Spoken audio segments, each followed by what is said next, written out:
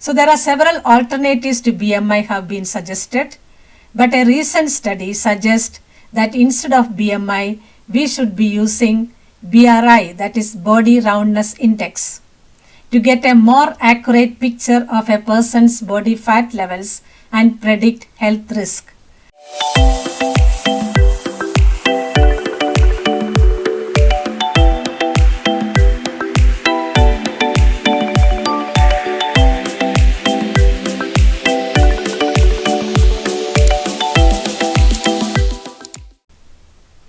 Hi, today's video is about Body Roundness Index or BRI. Is it better than Body Mass Index, BMI? So BMI is defined as Body Mass Index and calculated by dividing body weight in kilogram by the square of the height in meters.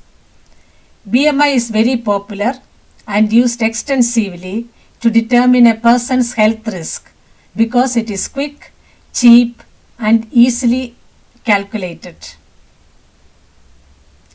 Although there are better ways of getting an accurate measure of a person's body fat levels, such as using dual energy X-ray absorptiometry, DEXA or MRI, but we know these are very resource intensive. So that's why BMI is very popular, because it is used widely in healthcare settings.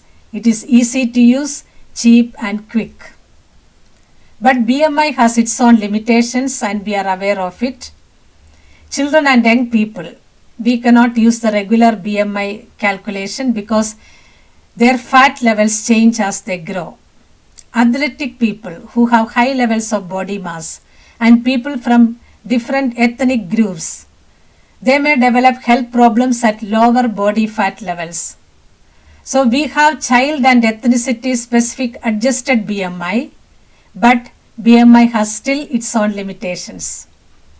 So there are several alternatives to BMI have been suggested, but a recent study suggests that instead of BMI, we should be using BRI, that is Body Roundness Index, to get a more accurate picture of a person's body fat levels and predict health risk. So what is this Body Roundness Index or BRI? It is developed by researchers in 2013 and it is mathematically quantifies body fat levels by looking at height and waist or hip circumference instead.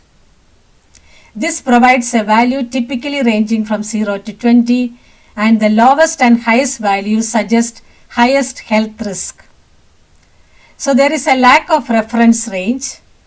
Unlike BMI, BRI is categorized into 5 groups according to 20th, 40th, 60th and 80th quantiles to explore the association with all-cause mortality. Because it's a relatively new measure, there is a lack of standard reference range. So several studies reported BRI may be better than BMI at predicting health risk such as cardiovascular disease, diabetes, kidney disease and cancer associated with different levels of body fat. So the latest study, which looked at around 33,000 US adults between 1999 and 2018, found an association between Body Roundness Index BRI and death from any cause.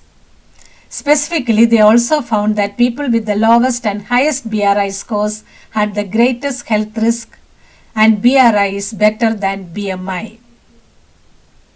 So this is because BRI considers the fat held around the abdomen, which is linked to greater health risk. In BMI, it is height and weight, but BRI considers the hip circumference and waist circumference. For example, but it has its own limitations. For example, people with high muscle mass, their fat distribution does not conform to typical patterns around the abdomen. So research also suggests that BRI's accuracy at predicting the health risk may vary depending on a person's ethnicity, age and sex. So future research is needed in this area.